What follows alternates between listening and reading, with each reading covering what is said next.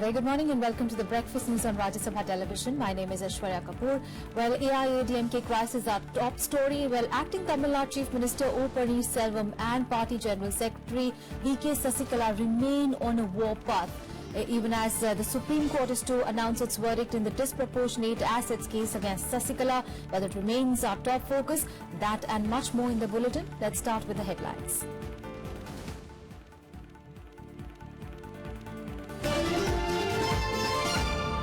Crucial verdict in the disproportionate assets case involving VK Sasikala today. Tight security across Tamil Nadu. Another MLA and MP extends support to Panneerselvam. State set for polling in 69 seats in Uttarakhand and 67 seats in Uttar Pradesh. Voting to take place tomorrow. Total shutdown called by tribal bodies in Nagaland disrupts normal life. No untoward incident reported as protests continue, demanding Chief Minister's resignation. Senior police officers among 16 people killed in a suicide attack in Lahore. Attacker blew himself up at a protest rally outside the Punjab Assembly.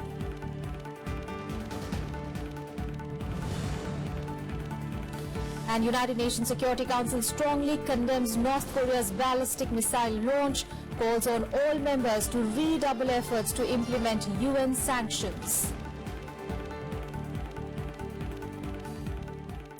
Well, our top focus, a major verdict that will decide the future course of Tamil Nadu politics will be delivered by the Supreme Court today. Well, the apex court is slated to deliver its verdict in the much-awaited disproportionate assets case involving AIADMK General Secretary VK Sasikala and late Chief Minister J. Jayalalitha. Well, a bench of justices PC Ghosh and Amitav Roy, which said last week that the verdict would be out in a few days, is likely to pronounce the judgment at 10:30 a.m. today. Well, the verdict is on a batch of appeals, including the one filed by Karnataka government against the High Court verdict acquitting prime accused Jayalalitha and Sasikala. Besides Jayalalitha, against whom the proceedings would be awaited due to her demise on 5th of December last year, Sasikala and the latter's relatives, V.N. Sudhakaran and Ilavarasi, were also acquitted in the assets case by the Karnataka High Court. Well, my colleague Ravindra Singh Sharan is now joining us on the phone line for more details on that story. Ravindra, now the Supreme Court rules on Sasikala today. So what are the possibilities on what can happen today? And since both the judges have readied separate judgments, there is a possibility of a split verdict as well.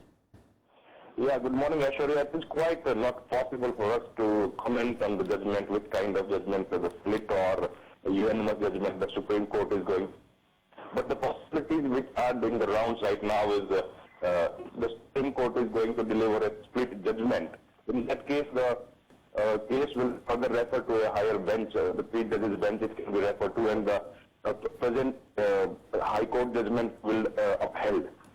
If all the four accused has been found guilty and they will be punished, in that case, she will not be able to take force today, and she will be disqualified for contesting any election for 6 years. The other possibility, which is if the High Court acquittal judgment will be upheld today by the Supreme Court, then she will be cleared and she is in this position to take oath immediately.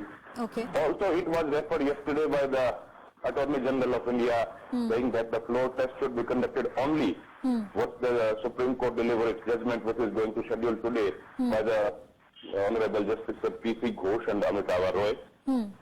The third scenario is if Supreme Court remands matter to the High Court or Supreme Court accepts mathematical error in the High Court judgment, that is also goes into the favor of Sasikala and all the two accused which are there, and J. Jayalalitha, the former Chief Minister, the deceased Chief Minister, was the accused number one, but she is no more now. Automatically the case against her been shut. Absolutely. The fourth thing which can happen today, and the Supreme Court delivers one verdict and two judges, as I told you, the split. In that case, automatically the Karnataka High Court judgment.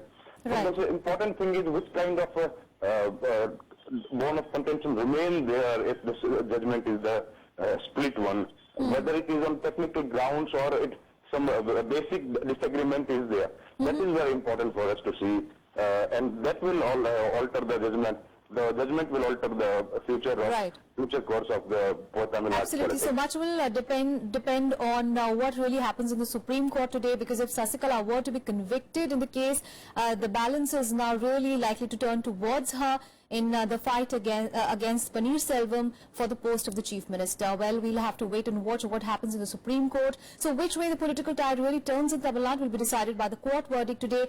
And on Monday, the Panneerselvam camp got another shot in the arm with another MLA and MP joining them, and Sasikala reiterating that no one can break the party's unity. VK Sasikala with AIADMK MLAs at a resort near Chennai, a day ahead of the crucial Supreme Court verdict, hopeful of a favourable outcome. என்னை பொறுத்த வரைக்கும் எல்லாத்தையுமே நல்லதாக எடுத்துக்கிறாங்க. நான் என்னை பொறுத்த வரைக்கும் அனைத்து இந்திய அண்ணா திராவிட முன்னேற்ற கழக ஆட்சி. Earlier in the day, addressing supporters outside Post Garden, she said attempts to divide the party won't succeed. கழக தொண்டர்களை ஊக்கப்படுத்தி 1.5 கோடி தொண்டர்களை உடைய இந்த இயக்கத்தை ஒரு பன்னீர்செல்வத்தால் ஒன்றும் செய்துவிட முடியாது. The Panneerselvam camp, however, drew more support. One more AIADMK MLA and an MP joined him, MLA SS Saravanan and Lok Sabha MP Gopalakrishnan.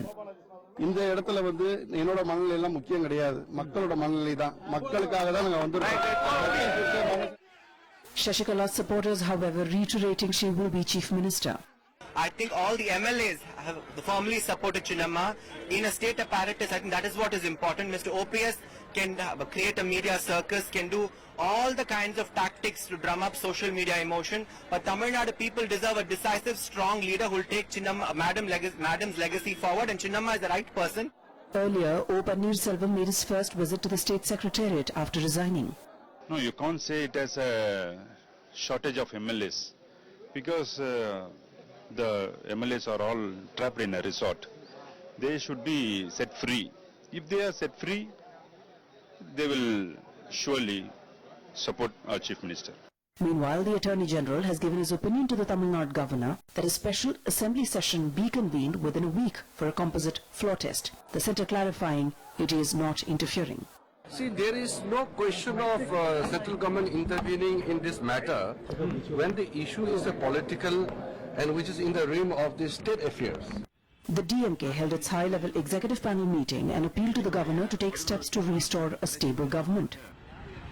தமிழகத்தினுடைய ஆளுநர் அவர்கள் இனியும் நேரத்தை வீணடிக்காமல் உடனடியாக தனக்கு இருக்கக்கூடிய அதிகாரத்தை பயன்படுத்தி அரசியல் சாசன சட்டப்படி உடனடியாக தமிழகத்திலே ஒரு நிலையான ஆட்சி அமைவதற்கு அவர் உரிய நடவடிக்கையை எடுக்க வேண்டும்.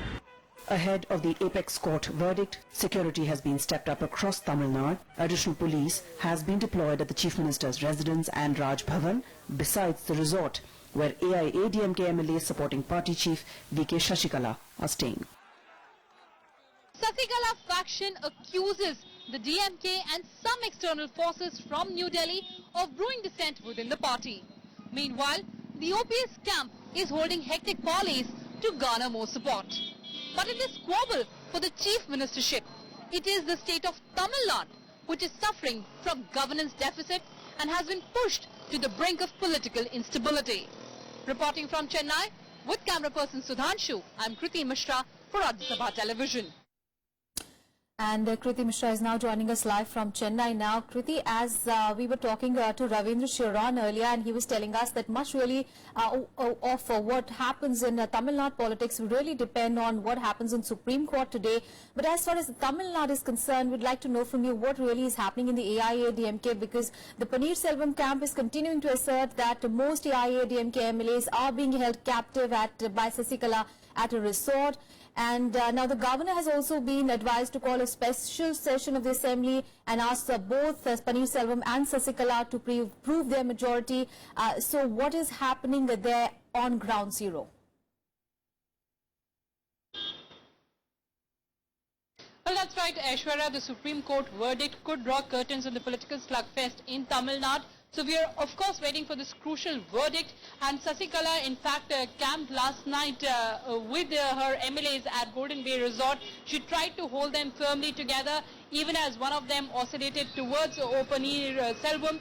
But at ground zero, people are actually waiting for the verdict. In fact, the governor, the opposition parties like the DMK and of course the BJP are also keeping a close watch and are trying to ascertain what would be the political implications once the Supreme Court verdict comes out. But of course, if she is convicted, then there would be, that's the end of the game for Sasikala, at least for now, because for 6 years she would be disqualified to contest elections. But even if she is acquitted or if the verdict is split, then she would get breathing space to brace for that composite floor test that has been suggested by Attorney General to the governor. But as of now, Tamil Nadu is on tenterhooks. Aishwarya? Absolutely, but Kriti, there is an increasing pressure on the governor now, because even if there is a split verdict in the case, then you know, the governance of Chennai is Tamil Nadu really is going to suffer, because it's been long and the political uncertainty in the state is continuing. Well, that's right. It is because of this political upmanship that the state is suffering. Aishwarya, whenever there's political instability in the state, it will get a clearer picture whether it's the end of the game for Sasikala for now, or Tamil Nadu Assembly would see a special assembly session and a composite floor test. All right, Kriti, thank you so much for those details. Nor, Muradabad, Sambhal, Bareilly, Amroha, Pilibhit and Badaयूं. In the 2012 assembly elections, out of the 67 seats in this phase, the ruling Samajwadi Party had won 34 seats, followed by BSP 18, BJP 10, Congress 3 and others 2. And campaigning for 69 out of the 70 seats in Uttarakhand going to polls on 15th of February also ended yesterday. Well, the fight in Uttarakhand could be crucial this time, as there are about a dozen rebel candidates in the fray as independents. Well, this could upset the calculations of the Congress and the BJP, which have been traditionally the main contenders for the power in the hill state. Well, 12 former Congress MLAs are also contesting this time as BJP candidates. Over 75 lakh voters will decide the fate of 628 candidates in 69 assembly seats. Nearly 20,000 security personnel have been deployed to ensure peaceful polling in the state. Meanwhile, election for the Karnaprayag seat has been postponed following the death of the BSP candidate there. Well, today is the last date of making nominations for the 6th phase of Uttar Pradesh and the first phase of Manipur Assembly polls, for which will take place on 4th of March. 49 seats in UP's 7 districts will go to polls in the 6th phase, and 38 assembly seats will elect their leaders in Manipur. Well, candidates can withdraw their candidature until 18th of February.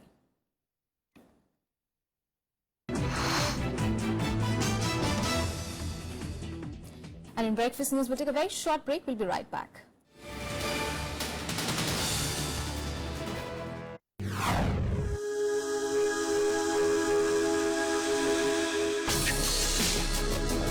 Tales that inspire.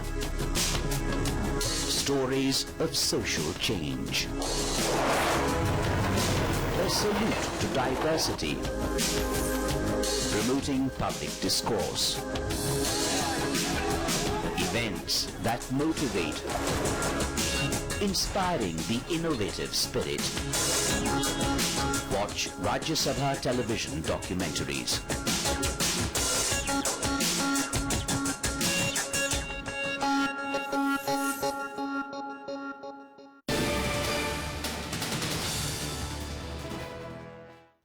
Well, thanks for staying with us.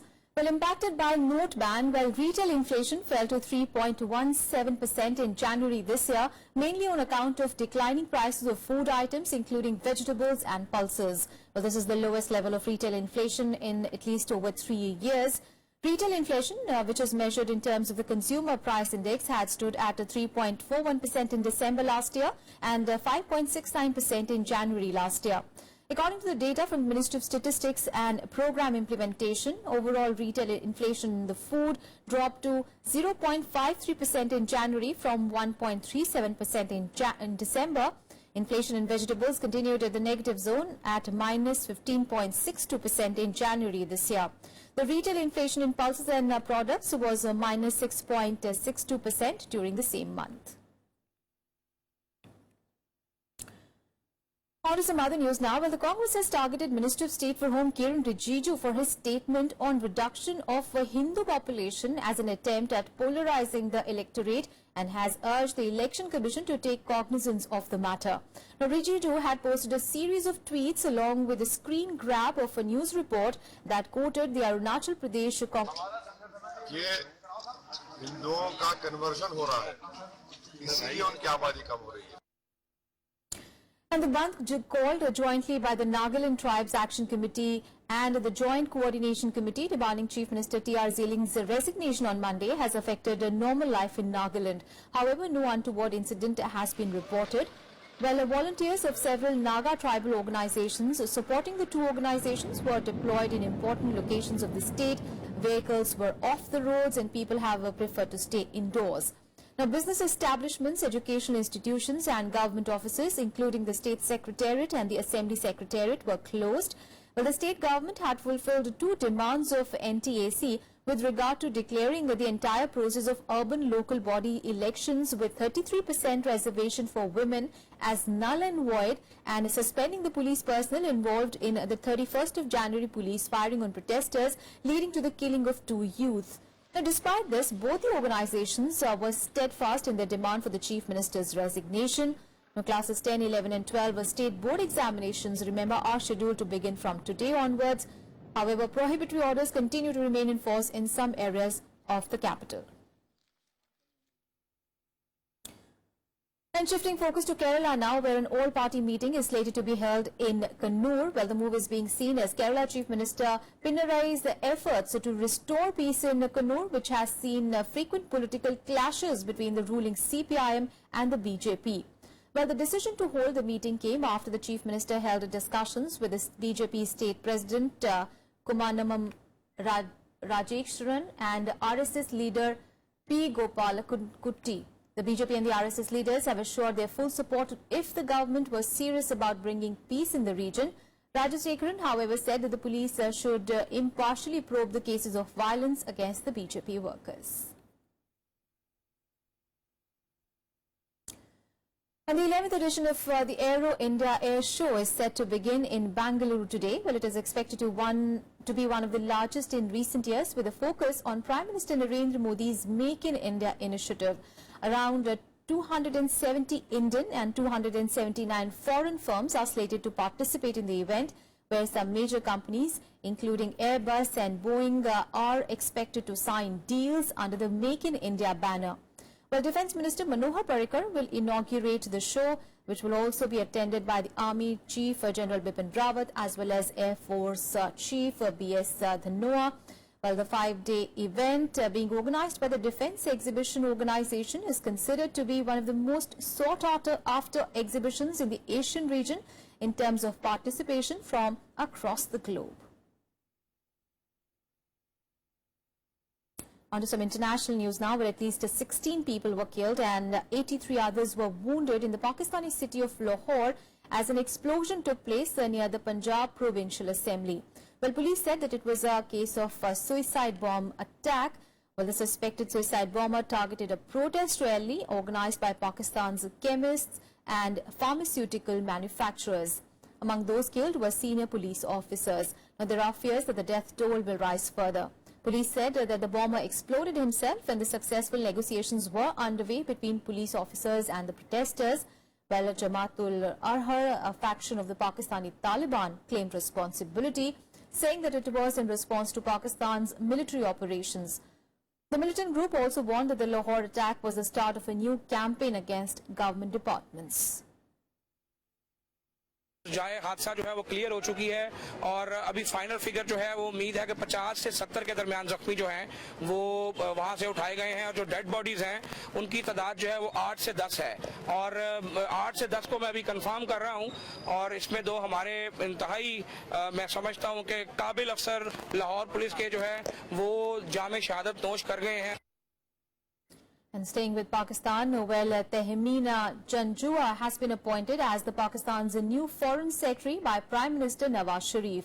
Well, Janjua, who is currently serving as Pakistan's permanent representative to the United Nations, is the first woman to be appointed to the Foreign Office top spot. Now, with a career spanning over 32 years, Janjua's experience has been mainly in the multilateral diplomacy. She holds master's degrees from Islamabad, activities and imposing tougher sanctions. On Sunday, it further successfully test-fired a new type of medium to long-range ballistic missile. The members of the Council stressed the importance of working to reduce tensions in the Korean Peninsula and beyond. The members of the Council agreed that the Security Council would continue to closely monitor the situation and take further significant measures in line with the Council's previously expressed determination. We have problems that a lot of people have no idea how bad they are, how serious they are. Not only internationally, but when you come right here. I mean, obviously North Korea is a big problem, and we will deal with that very strongly. We have problems all over the Middle East. We have problems just about every corner of the globe, no matter where you look. And on to some sports news now. Well, India grabbed another cricket victory by defeating Bangladesh in the one-off test at Hyderabad on Monday by 208 runs. While chasing a target of 459, the visitors were bundled out for 250 on the final day. Bangladesh earlier resumed their second innings at the overnight score of 103 for 3 and were hoping to survive the final day, but some excellent bowling from the Indian spinners saw them lose their last 7 remaining wickets without much resistance.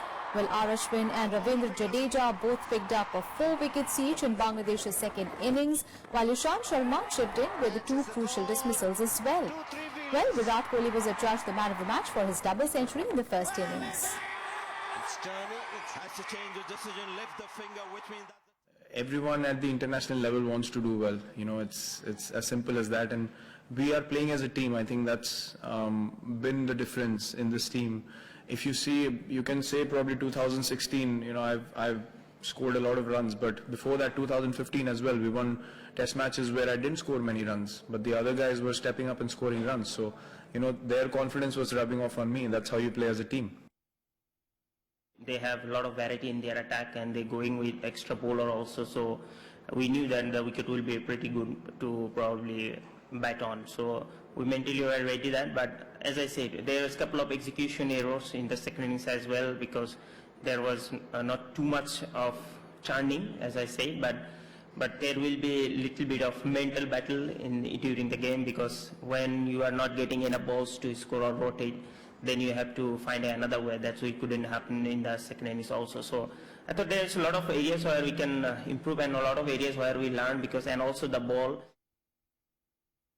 Well, that's it from me and Breakfast News team. Thanks for watching. Have a great day ahead.